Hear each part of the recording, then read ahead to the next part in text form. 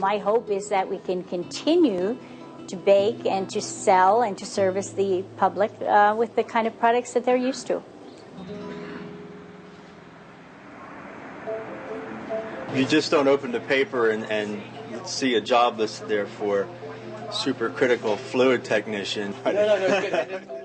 We are the manufacturers of supercritical fluid extraction equipment here in Allentown. Supercritical fluid is an excellent replacement for many of the petroleum-based solvents that we have. We are on the cusp of using this technology to have a much greener world. These are all green technologies. These are renewable technologies.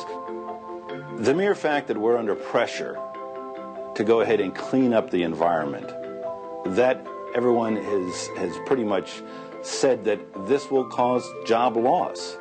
Well, the problem with that assumption is that if you've got a replacement for that, those jobs will be taken up. Plus, this particular technology was all new to me. I knew virtually nothing of it. And I was fortunate to live close enough. I came in and things worked out. That's how I'm here. I got laid off from another company, and it was good that this company was able to start up right here in the Lehigh Valley, and provide lots of opportunities for technical people, to work. So I'm actually wiring a helix control cabinet is what we call it. This actually applies all the voltages to the necessary heaters in the units. My previous job was repairing televisions, VCRs, all kinds of electronic equipment, basically. So this is all new. This was all new to me when I started here.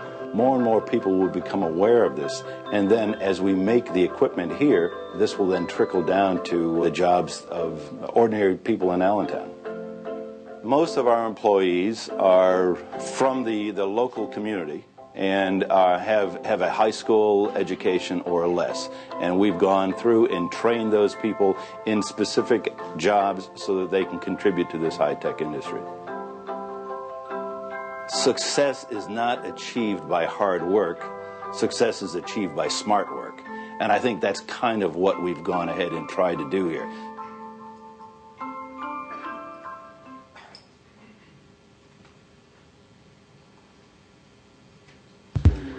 Ladies and gentlemen, the Vice President of the United States.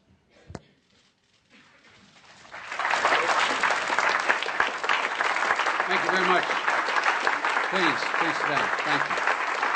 Thank you. Secretaries, members of the Cabinet, distinguished guests, I welcome you all here today.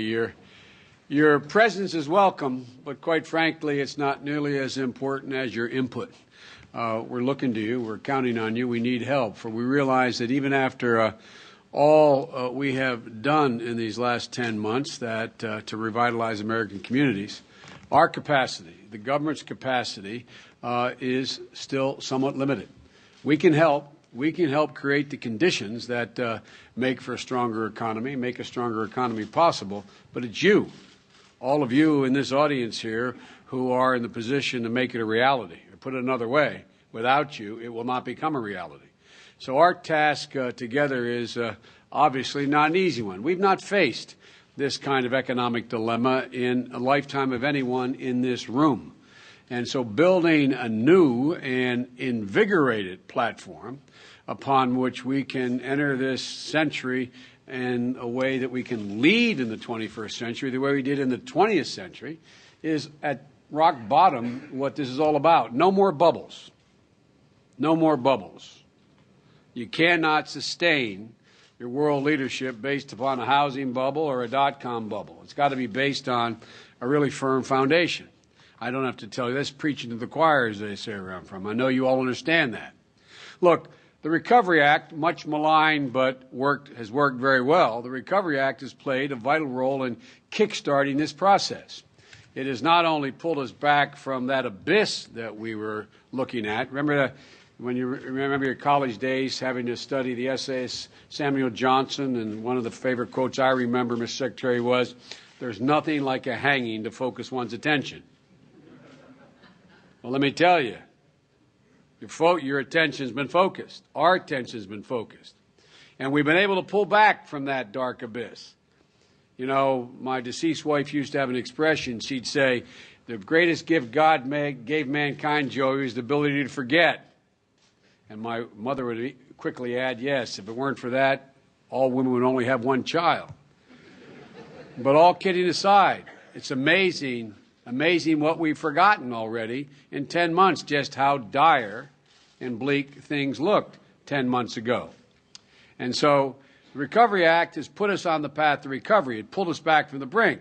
Before the President and I dropped our right hand on January the 20th of this year, already that month, 700,000 people had lost their jobs.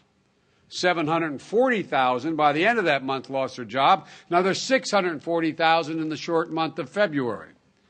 So the fact of the matter is, the last job report was not good, but a lot better, 190,000 jobs lost. Our economy was shrinking when we took office at a rate of 6%, actually above 6%. And now it's grown at a rate at about 3% the last quarter.